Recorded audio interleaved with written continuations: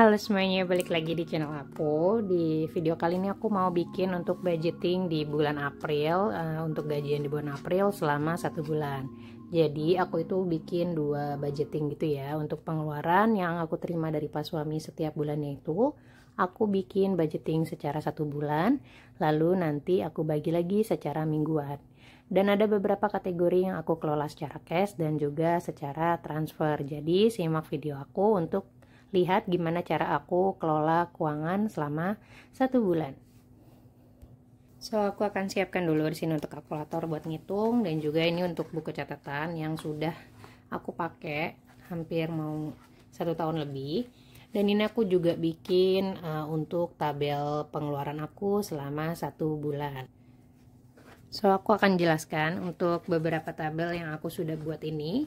Di sini itu ada 3 kolom yang akan aku bikin setiap bulannya itu. Jadi aku memisahkan gaji yang sudah dikirimkan sama pas suami gitu ya, untuk ke beberapa alokasi pengeluaran. So di sini itu ada yang pertama, di sini itu ada tabel untuk tagihan. Jadi di sini itu adalah berisi tabel yang akan aku tunaikan selama 1 bulan penuh dan nominalnya itu tidak berubah. Di sini itu kita bisa sesuaikan ya dengan kebutuhan keluarga masing-masing. Jadi kalau misalkan kalian memiliki tagihan, cicilan, hutang yang nominalnya itu fix selama 1 bulan, bisa kalian masukkan ke dalam tabel tagihan ini. So, aku akan isi di sini yang pertama ada operasional rumah. Di sini aku anggarkan sebanyak 1 juta rupiah. Oh iya, hampir lupa ya. Aku akan selalu tulis pendapatan, tapi di sini nominalnya aku rahasiakan. Jadi, untuk nominal pendapatan itu biasakan tetap dicatat ya. Misalkan kalian punya pendapatan lebih dari 1, itu juga tetap dicatat. Kenapa kita harus catat pendapatan? Jadi agar jelas berapa dana alokasi yang bisa kita buat selama 1 bulan.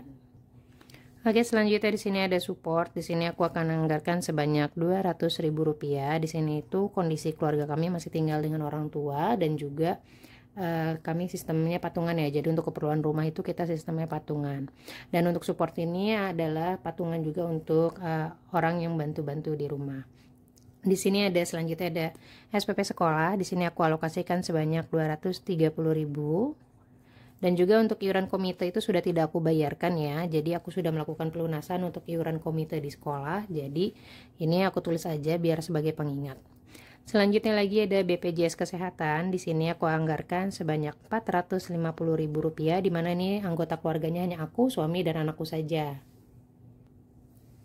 Dan selanjutnya di sini ada abodemen. Di sini tuh adalah tagihan untuk pulsa aku pribadi ya. Jadi aku memakai tagihan abodemen tiap bulannya. Di sini aku anggarkan sebanyak 105.000.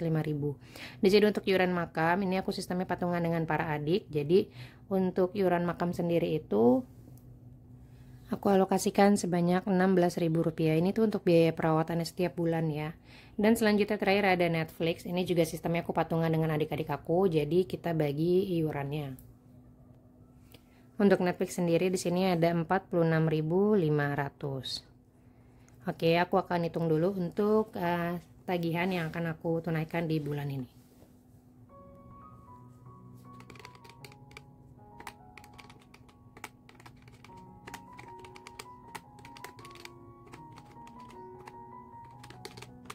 Jadi ada 2.047.500 untuk tagihan yang akan aku tunaikan di bulan April ini.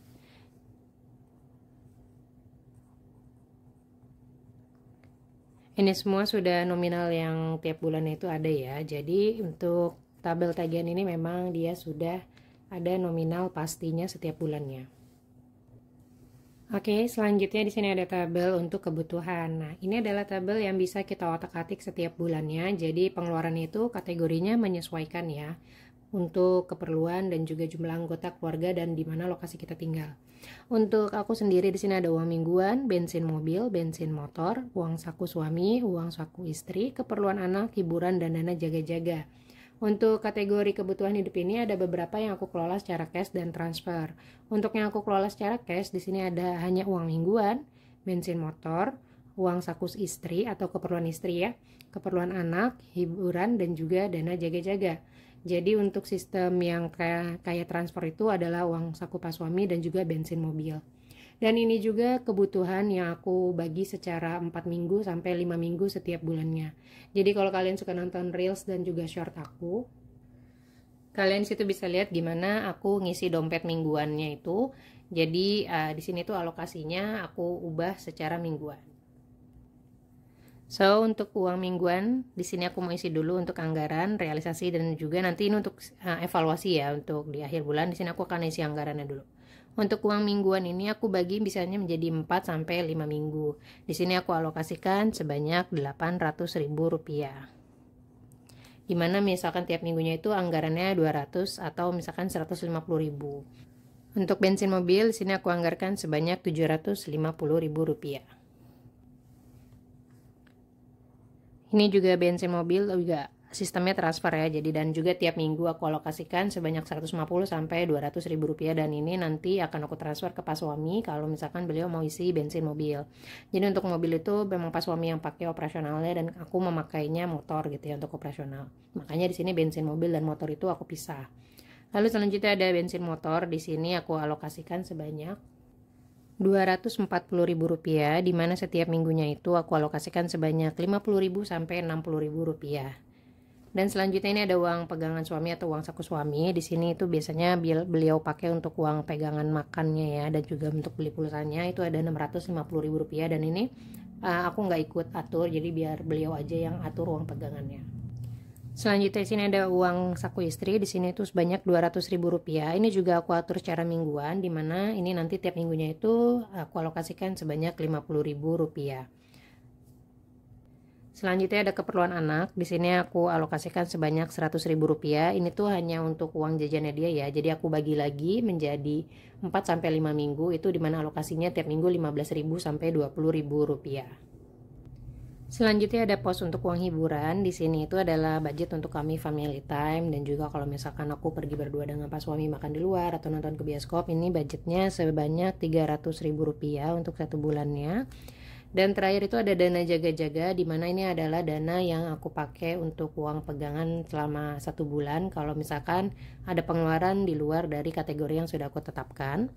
Ini aku alokasikan sebanyak Rp200.000. Kita akan hitung lagi untuk tabel kebutuhan. Di sini aku mau hitung untuk berapa kebutuhan yang aku alokasikan di bulan April ini.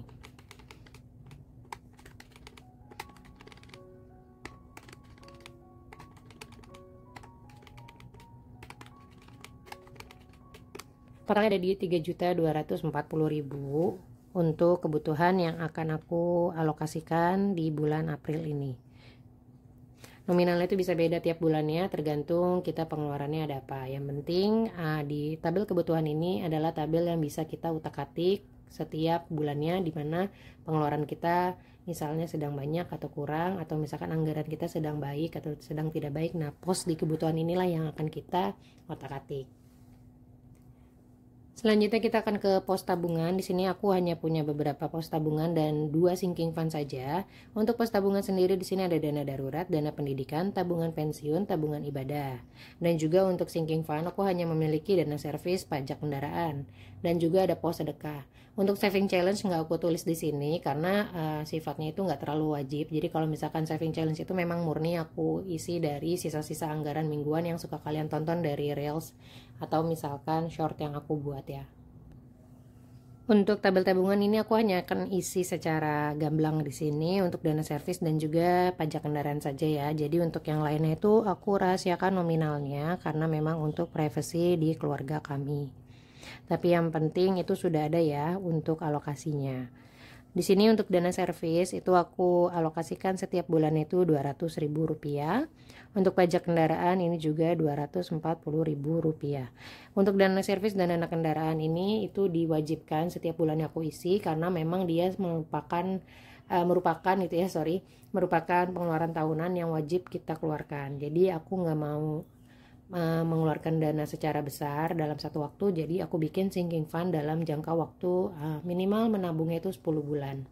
Jadi untuk sinking fund itu sendiri bisa memudahkan kita mengumpulkan dana ya untuk pengeluaran tahunan yang memang sudah ada dan sudah direncanakan. Bisa aja kamu bisa bikin dana servis, pajak kendaraan, atau misalkan ada pajak bumi dan bangunan, dan juga misalnya uang pangkal sekolah atau misalkan uang daftar sekolah jika kalian sudah memiliki anak.